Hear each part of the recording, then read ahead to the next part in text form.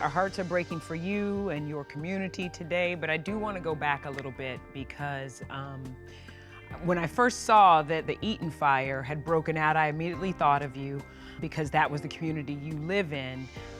When did you get an alert? Did you get any information about, did they come knock on your door? How did you know to leave?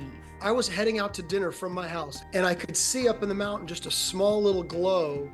And I texted Vanessa and I sort of just said, hey, just so you know, there's a little fire in Eaton Canyon. We just had a little dialogue on it. It was probably around 6:15 or something. And then I went to Pasadena for dinner and then my phone started blowing up. Vanessa called. It's like, you got to get home. We got to get stuff out of the house. It's happening. Wow. When you were home, how much time did you have? What did you think to take? Well, that's a good question, a tough one.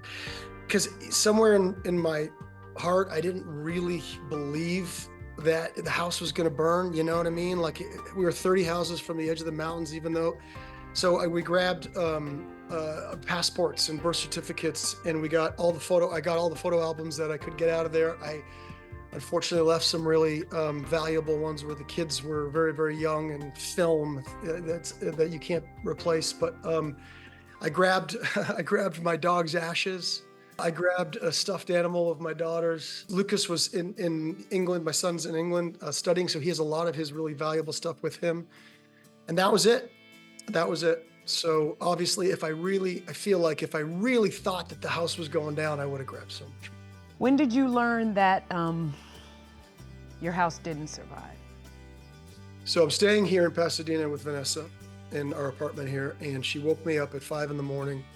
because she'd been up pretty much all night and watched the news and heard that the street above our street, I mean, it's where the reporters were. The reporters were literally on our block on television. We're sitting on the couch watching the news, recognizing the houses around our house burned down, but I couldn't see our house. There was every angle, probably people have had this experience where there's a shot and you're trying to like see around the corner of the shot, hopefully not for the same circumstances, and we couldn't tell about the house. And I just was sitting there. Now it was probably 6 a.m. and I had to go up there. So I waited until one of the pharmacies opened and I got a mask and I got some sunglasses for protective because there's just debris and embers flying through the air everywhere. And so I went up. Once I got those, I went up. Streets were closed. I weaved my way through the neighborhoods.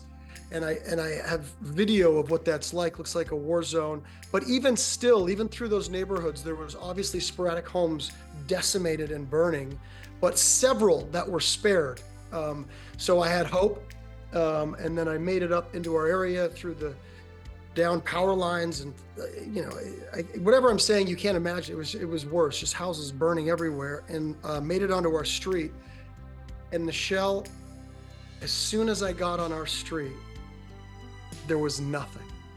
There was nothing. Like it was like going from the neighborhoods where there were some houses spared. I got onto Brayburn, where I live, and it was vast. It was like a prairie. It was like houses had never been there. I mean 20, 30 houses gone as far as you could see. And I drove up, and our house there was nothing left. I can't imagine how you felt and are feeling. Talking to you right now, you're able to recount things, but when you saw that, I know how proud you are and were of that home and what you had built, what you and Vanessa had built there. You raised your family there. Your kids love that house. I know all of those things, so I think that's why my gut just hurts so much for you. Well, thank you. It's really hard. There's a lot of people going through this. So please, people at home, don't mistake this for just talking about me and my family, my possessions. There's hundreds, if not thousands of people affected. It's hard to get out of your own bubble in this moment. I got to be honest, going through everything that we've lost. But I'm really trying hard to do that. I think that's one of the secrets to get through this. But yeah, we spent over a decade doing every detail of that house, every detail. It was just something that the kids loved. It was the kids where the kids wanted to raise their kids. And, it's very, I'm obviously talking about it now almost from a distance, because if I really let it in, it's super hard. But we're all safe. I keep coming back to that we're all safe, and obviously we're sending so many prayers and thoughts out to people going through it, and so much worse. And it's so devastating, and when you're in shock like this, it's just hard to think kind of clearly, to be honest. Was there anything when you went there? Was there anything that you saw, that you found, that you could salvage? Anything?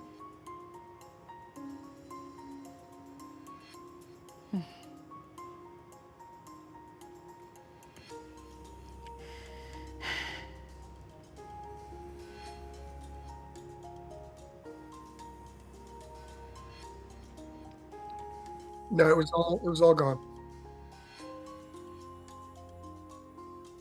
It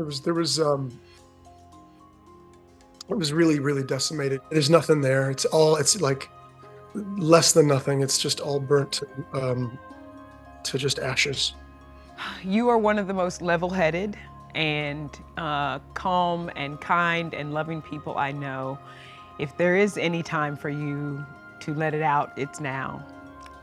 But I wondered, like, have you started thinking, what do we do? Have you started thinking, what's the first step forward? How do I put that first step forward? It's sort of the way my brain works. You know me so well. Like, I have to start figuring it out. Like, it helps me have some peace of mind. So, one of the first things I did was reach out to our insurance and just trying to get a plan just to see. I know we didn't have earthquake insurance, so I wanted to make sure we had fire, and thinking about all those people out there that may not. It's like horrendous. We do something. So logistic. I'm just kind of, I don't want to bore anybody. It's just kind of going through logistics, trying to go through the steps to help me imagine what's next, even though I'm not even remotely ready for it. I just need to have some sort of vision. How are Leila and Lucas? I know Leila was with you, Lucas is studying, but how are they doing? Leila was holding my hand as I was crying there, so she's here with me. She hasn't gone back to her school in France yet. Lucas has. He's in UK. They're both having a tough time. Yeah. A really, really tough time. This is their house. Everything we did in this house was for them. This was the house they grew up in, and this is, Leila said 3 days ago, ironically 4 days ago, that she wanted to raise her kids in that house. So it's a tough time. Well, I know she can hear me, but Leila, your auntie Nischelle loves you, and I wish I could give you a hug right now. Please lean on me and lean on us. We are here for you. You know we're your family, and we're here for you. She's smiling. She's giving you a big smile. My little love bug, that's what I call it. Loves you too. But we're here for you. We're here for you. And I said this to you earlier, but one of the ways you can get through this too is by leaning on your people. And there are so many people that love you and want to help you and will do anything to help you get through this, you and your family. So we're here for you. I know you are. I really feel that. You guys always have been. I really do believe ET is my family, and especially you. You and you're a special person in my heart, Nischelle. You're my people. You know you're my people, for sure. I gotta get you some underwear because you don't have none. So I got one pair of underwear. I got this t-shirt. I got these pants. But I got 2 pairs of sneakers. That is Cameron Mathison. That is vintage Cameron Mathison. He's got 2 pairs of sneakers. I love you, friend, and I will talk to you soon. Take a little time, breathe, and we'll get through this. We'll all get through this one together. Vanessa, love you too. Leila, love you too. And thank you for doing this today, friend. I love you guys.